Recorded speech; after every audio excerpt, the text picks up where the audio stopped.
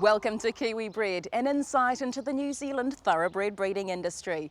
I'm Alisha Neilson and I'll be joining you over the next half hour for our final show of the season. Up first is the breeder of New Zealand champion Dundeel. I recently had the opportunity to sit down with Murray Anderson to find out where it all began.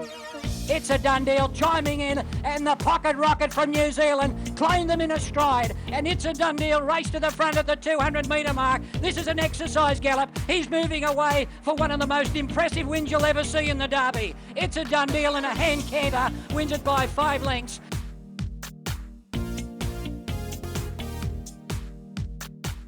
Murray, you've been breeding horses for over 40 years, usually with just 1 or 2 mares at a time. Growing up, your family had no involvement with horses, so how did it all start for you? I can't remember. I know I had my appendix out and I was in hospital with a chap who was very keen, and that first triggered my interest. And then I had a very good friend, Michael Peacock, who I raised some good horses with, and he got me interested as well. If we could go right back, Murray, to how It's a Dundeel was conceived, it all began with a filly you bred called Starring. Tell us how you bred her and the pedigrees involved. Well, Arthur Ormond and I imported a horse called Fiesta Star, and I was looking for mares to mate with Fiesta Star, and Arthur found me a mare called Sweet Violet, a local Hawke's Bay family by In the Purple. And she hadn't been particularly well mated up to that stage, but we thought there was a lot of improvement in it. So I guess right back in the beginning, a true Hawke's Bay family. True Hawke's Bay family, yep, family of gold bullion, and yeah, true Hawke's Bay family.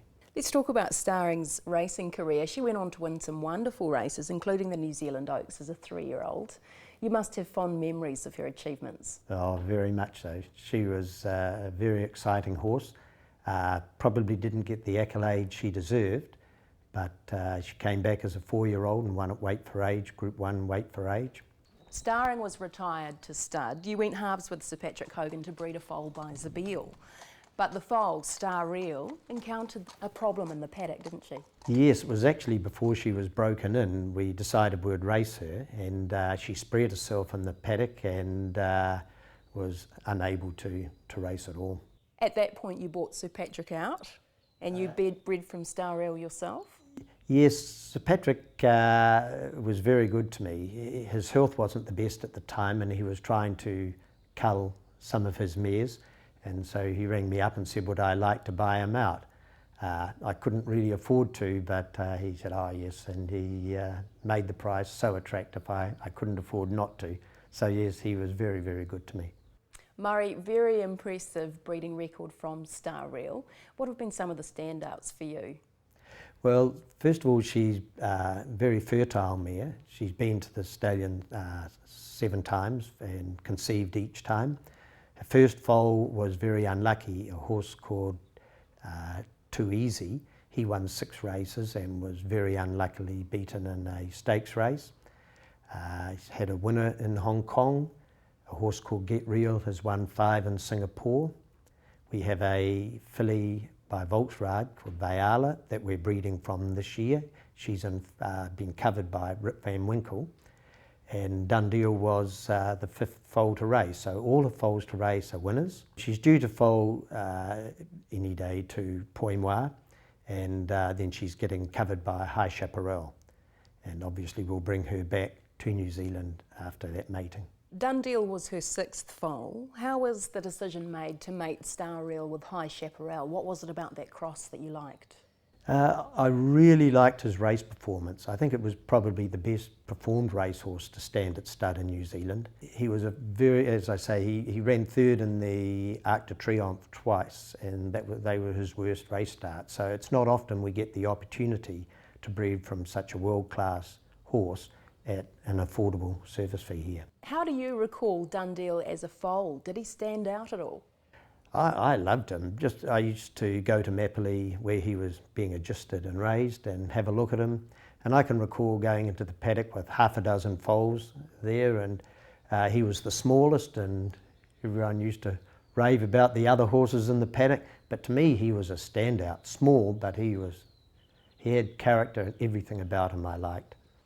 Murray, he's a horse that keeps creating history, the first horse since Octagonal to win Australia's Triple Crown, the first horse to beat Atlantic Jewel in the Underwood Stakes. Did you ever expect, you've had some good luck in the past, that you would strike a Dundeel? No, no one ever dreams that. He's more than a horse in a lifetime. As I say, I've had quite a few Group 1 winners and some very good horses, and I didn't think I'd get one as good as his grandmother. But no, he surpassed anything that we could ever hope for. Dundeel was syndicated for 150,000. There are 18 people in the Dundeel syndicate here and across the Tasman. Who's involved? Well, when I came to syndicate the horse, I got him my sister, a good friend, Dave Morrison, locally here in Hawke's Bay, and my daughter Tracy and her husband. So that was 50%. And I needed a few others to fill up the syndicate. And so my brother-in-law's brother in Wellington, Tony Craig, he found the other shareholders. Racing a horse on your own can be fun, but to race him in such a big syndicate has just been tremendous. And you've probably seen on some of the replays of his wins, we're quite vocal and really enjoy it. 5 Group 1s, 14 starts for 9 wins and 2 placings, 2.4 million Australian in stakes, New Zealand Champion 3-year-old of the year. Has Dundeel had the recognition you feel he should have from Australian racing as a stayer? I think he has from the Australian public, won New South Wales Horse of the Year, and I think the press have given him, you know, the accolades he deserves. Although there's always knockers, and a couple of times we had to knock off their champions to get that recognition. Jockey James McDonald and your good friend Murray Baker, they both said he's the best horse that they've ever had the privilege of working with. What's Dundeel given you, apart from the obvious financial trimmings? It's certainly given me a bit of credibility in the industry. Anytime I've got a horse to syndicate now, it's no trouble to fill it up. I'm only a small breeder, but I don't race them on my own, as I say. I syndicate them, and Dundeel has certainly made it easier to do that.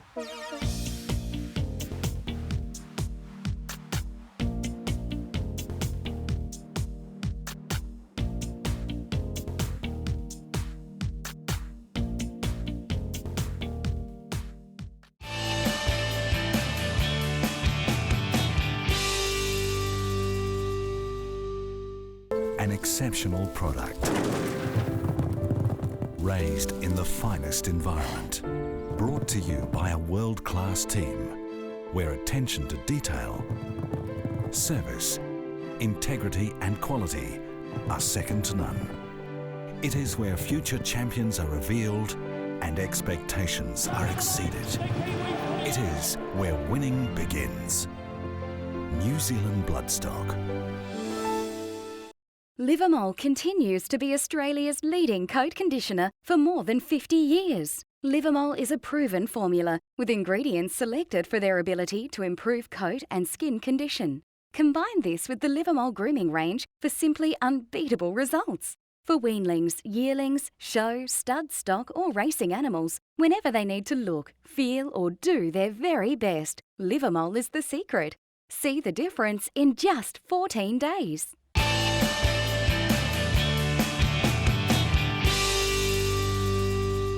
Welcome back to Kiwibred.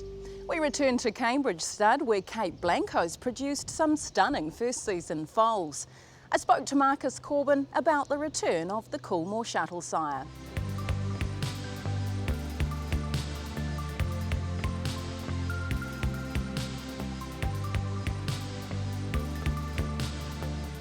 Cambridge Stud secured Cape Blanco for a second Southern Hemisphere breeding season. How well has he settled in back down here? He's arrived a lot heavier. He's really adapted to a second stint down at Cambridge Stud, and he just looks magnificent. He's just like he was last year, but he's a bit bigger, a bit stronger. He's probably worth a little bit more now that New Approach has really hit his straps in Europe, and Tefaleo, so these sons of Galileo have really coming to the forefront, for a better word, so we're very lucky to have him. And we've had a bit of benefit also with New Approach not coming. He's picked up a few mares from Australia, which is quite interesting, from Melbourne, that have flown in to go to him, so things are looking very positive. He was tough as a racehorse, 5 Group 1 wins in Europe and the US. unbeaten as a 2-year-old. What characteristics made him so good? Well, when you talk to the Coolmore boys, he'd always go through the pain barrier. He had a few problems as a racehorse earlier on. He got hurt before the English Derby, then came back and did what he did in the autumn. So that's a real sign of a strong horse. And then they wanted to split their racing team with So You Think and him, so they moved him to the States. So to fly into America 3 times and win 3 Group 1s and fly back to Ballydoyle really showed the quality of the horse and the strength of the horse. He won 5 Group 1s in 2 countries. He raced on the pace, which is all the big thing of the moment if you look at Australian racing. He had a turn of foot and he fought. And those were 3 attributes that Patrick had always wanted in this horse, and we never thought we'd get him. And luckily he ended up going to Ashford in America, and we worked on a very good deal. And the breeders have supported him, and this year they're doing the same again. But again, once they've seen these foals and seen how he's developed again, and at a really affordable price, $20,000, when you compare to what So You Think stands at, High Chaparral, who are horses of similar stature with their race performance, at 20,000 New Zealand, he's very, very good value. Cape Blanco's first foals have now hit the ground in the Southern Hemisphere. How happy are you with those? How would you describe them? Look, they're really typical of him. He stamped them with some strong chestnuts and some bays, which is really good because that's what Galileo, his father's done. He's left them with a lot of bone, short cannon, a lot of muscle behind the saddle and things. So for young foals, and with the variety of mares that he had, look, we couldn't be any more happier. And the big thing that I judge is breeders that have got Cape Blanco foals, they come and see their foals and they're booking their mares back. So he's sort of doing his own advertising, and again, Patrick's really excited about him, so he's going to get another sort of 25, 30 really nice mares from Cambridge Stud, so it's all looking very positive for him. Any foals in particular that have made an impression on you so far? We've got 4 or 5 really nice foals out of some top mares. We've got a lovely colt out of Jimmy Gibbs's mare, a Voltrad mare called Isn't She Lucky? He's got plenty of size and scope. Then we have a nice maiden mare called Replenting, who we brought, who's a full sister to She's Sensational, and she's a bit of a long, narrow sort of mare, and for a maiden foal, he is a very, very nice type. Dane Dancer, who's a half-sister to Reduced Choice, she's been a mare that's got a fantastic pedigree. This colt's he's a bay, a lot of bone, substance. And Love Diamonds is another mare that's out of the 8 Carat family. That filly is just outstanding. She's just got scope and muscle. So there's a variety of mares there, and the other foals that we've had by him, look, we've had some very good reports. Gordon Cunningham's got a couple of nice ones. So, to be honest, it's when you get a horse and you think that he's going to do the job, it's once you see those foals, that's half the battle, because then being a horseman and seeing what they are like, you know what they'll grow into as yearlings, and the rest sort of basically falls into place, hopefully. How well patronised will he be with some of your Sir Tristram Zabeel line mares? Look, he's going to be, it's already started already. He's got mares like Gisela and Foal, he's got Deduction, Xantalar, Irish Jewel, Lady De Here, Dam of a Group 1 winner, Lara 12's going to him, Extreme's going to him, Famina's going to him, Baby McGuinness, Sing Along, and they're just ours. And then there's other mares coming to us from Pencarrow, other places. So look, he's getting great support with the mares, and we just hope that he can throw half what he had into them, and he should be right. Over 100 mares on the book this season. The popularity has continued, hasn't it?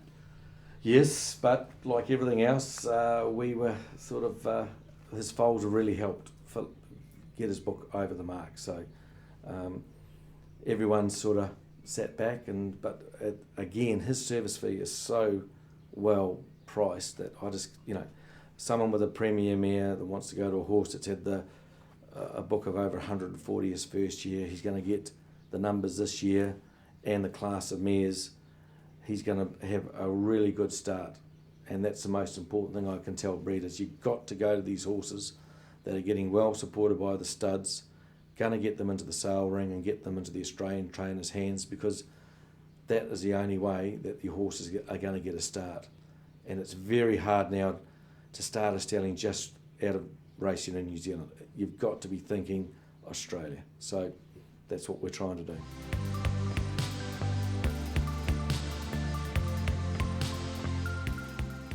There's a lot to look forward to with the offspring of Cape Blanco.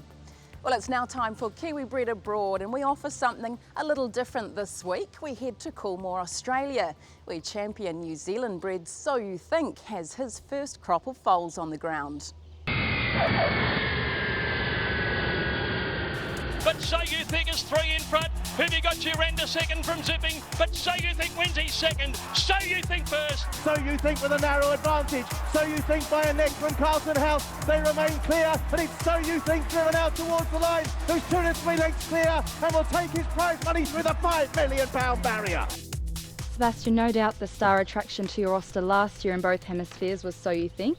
How's he developed in his first year at stud? Oh, it's to be expected that he do particularly well. He arrived in Australia last season on the back of an arduous racing prep in Europe.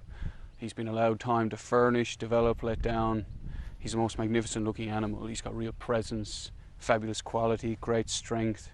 You know, people are holds him in their praise of him every time they see him. Obviously he's something of a crowd pleaser anyway, given the fact he was such a good racehorse.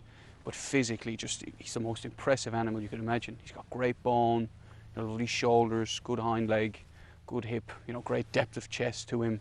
He's the most imposing animal we have on the roster, and therefore we expect him to be a horse very, capable of soaring very, very good looking stock. Being received with incredible enthusiasm in his second season. Obviously on the back of a first season where you retired a stud at $60,000, covered an enormous book of quality mares. He covered an outstanding book of mares. By January, when we sat down to appraise the book of mares that he'd covered, he either had 16 individual Group 1 winners or the Damsa Group 1 winners in foal. I mean, that's an incredibly large number of quality mares, and the quality spread right through his book. So on the back of that, everybody's waiting to see what the stock looked like, and nobody's been disappointed. As we saw this morning, the foals are just outstanding. I think it's fair to say they're as good a crop of first foals that we've ever had here in Australia. Mr. Magner and the team in Ireland have seen numerous photos of the foals that we've circulated up there and through the media here, and he's raving about the horse. He can't wait for him to return to Europe. It's fantastic. It's everything we hoped for and more. And now that the foals have arrived here down under, is that something that breeders are also agreeing with here, that they're returning to him based on what they've seen? Well, look, on the evidence of booking so far and the strength of the foals, he's going to cover probably, certainly numerically, a stronger book of mares than what he covered last year. He's incredibly popular again this year. It's always, you take real positives from the fact that breeders are contacting us to tell us what good foals they have by them, rather than us contacting them. They're ringing us to tell them. We've just had an outstanding So You Think foal. I remember during the stallion parade, Irish Lights' mother Aspen foaled the night before the stallion parade. Hushy was here straight away to tell us what a good foal she'd had, and that's been right. Like, that's not they're not opinions being expressed by singular breeders. It's almost unanimous across the valley, into Victoria, up in Queensland, where there's some good foals by him. The enthusiasm for them is infectious, and that's just on the strength of what they look like physically. We've only seen a small selection here today, but is he definitely stamping himself into his progeny? Oh, 100%. I think on the evidence what we saw this morning, all the foals are inheriting their quality. We've made it our business to try and go and inspect as many as we can in the valley, not just what we have here on the farm, and we have a number of them on the farm already. But they've inherited his quality, his strength. They've got real presence to them. Lovely depth of girth even at this stage. Good hind part with good hips. We would have seen in the paddock there, they're all almost unanimously good movers, just like himself. That's very encouraging for people looking to breed commercial yearlings, and in general you couldn't be happier with them. They all have his quality, great heads. They're lovely foals, really lovely foals. If you read through in the stud book the quality of mares that he's covered and the profile of the mares he's covered, plenty of foals that we didn't see here today that are, look the type to be fast 3-year-old types, not necessarily precocious 2-year-old types, but certainly have the physique to be fast horses, and that's very, very exciting. You know, if a horse is brilliant and as versatile as him, can pass on his versatility to his stock, you know, it essentially means he's got the world at his feet as a young sire.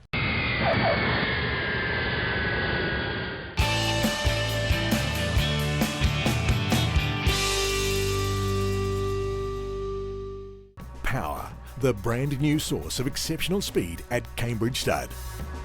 His juvenile season stamped him as every bit a top draw international racehorse. Power trained on at 3 to score this victory in the Group 1 Irish 2000 Guineas.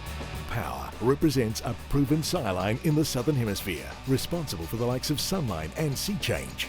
Power, a Group 1 winner at 2 and 3 years, the brand new source of exceptional speed at Cambridge Stud. EasyGo fully electric 4-wheel drive utility carts are tough. EasyGo 4-wheel drive utilities are perfect for lifestyle, recreation, stable, farm and stud requirements, all with zero emissions. Born in the USA, these trusted vehicles have been in production for over 50 years. EasyGo is built on the very best service, backup and support. EasyGo 4-wheel drive utility vehicles are small but tough, therefore appropriate sponsors of the EasyGo Jockeys Challenge.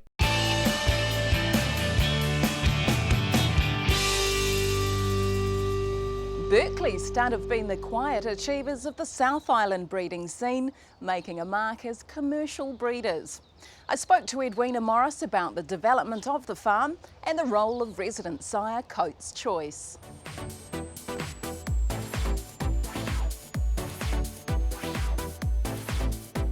Edwina, yourself and Alan started Berkeley Stud in 2003. You've become the most commercial stud in the South Island. You run with a small staff unit. What do you pride yourselves on here? It's all hands-on. We have a very small team here. Alan and I, of course, are the head honchos, I suppose you say. And then under us, we've just got 4 permanent staff. We've got Georgie Bolton, who went to the Irish National Stud course and won the gold medal. So Georgie's back here with us, and she's been with us for quite a few years. We have Amy Lawless from Ireland, who's been with us for a couple of years, and she's a fantastic girl and very skilled. And then we have Elena Gallagher, who is a real farm girl that is fantastic and can pick up a plastic pipe and fix any of the water troughs. And then Emily Wood, who's just come on lately. They're very, very loyal bunch of staff, and you know we love them all dearly. And they work as a team. Yeah, which is it's fantastic, you know, that everybody's watching out for everybody and looking at every horse every day. It's marvellous. Situated near Lincoln, near Christchurch, what's the setup like here? Can you describe it to us? Well, this is actually our second farm. We first bought a 70-acre farm in Springston and developed that, but very quickly it was too small. So we bought this place, which is close to 200 acres, and it was actually a dairy farm.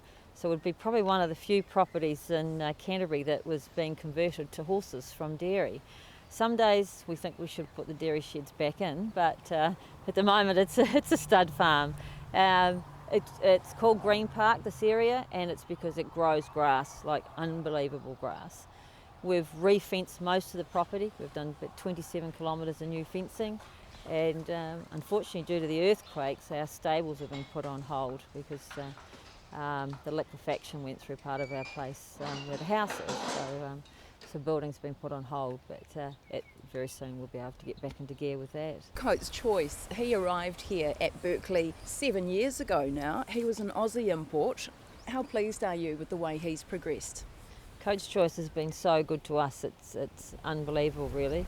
When we got him, we specifically wanted a son of Redoute's Choice because he was the hot property at the time. He was an average racehorse, to be fair. His first start was in the debutante stakes for Lee Freedman. He was out in front by lengths and then got veered off, got hurt in the race, and because history says he was second. So as a racehorse, you could say average, but he's out of a half-sister to Catbird, who was a champion 2-year-old, won the Golden Slipper and was a very, very good sire from a beautiful pedigree. His pedigree's chock full of black type. And the breeders saw him as great value. We stood at 3,500, and I think he served over 100 mares, I think about 130 mares his first book. And he's averaged about 100 mares for the last 3 seasons, might be 4 seasons now. What were your expectations when you purchased Coates Choice in terms of the progeny he would produce, their sales results and ability on the track? Has he delivered? Well, he has really. I mean, we all know that most stallions fail. So we thought, well, if we get 3 years out of a stallion, they all say you get 3 years and if you're lucky you might get some runners. But he did, they came out running, and with his first crop 3-year-olds, he left a very good horse called Milo, who won 2 guineas. Plus he also had a filly called No Choice. She won the Breeders' Stakes, and she was second equal South Island Filly of the Year. So with his first crop 3-year-olds, he did a great job from very average mares, really. Like Milo's mother really had become a cull mare, and then all of a sudden he came up and we had to go and buy her back. So yeah, he's done a super job from very average mares. The Milos, the Natuzis and the No Choices, are they typical of the type of racehorse he's producing?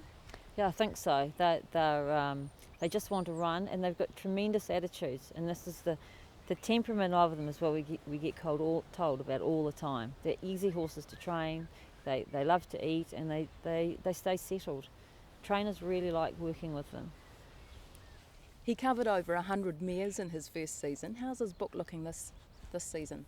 Well, to be fair, there's a new boy on the block, and that's highly recommended, of course, our son of Fastnet Rock. And when someone new comes in, people tend to say, well, we'll have a go at that. He'll get what I call a reasonable book. He's got a very good loyal following, and of course we'll support him ourselves.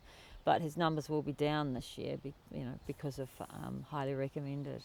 Coates Choice stands at $4,000. How was that service fee set?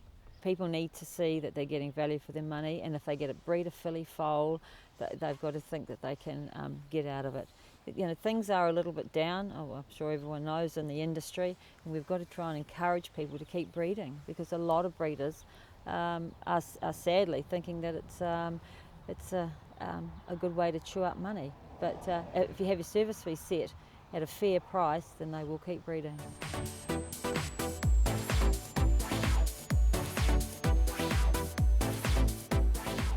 Coates Choice offers incredible value in the South Island and has really helped put Berkeley Stud on the map. We wish the team at Berkeley all the best.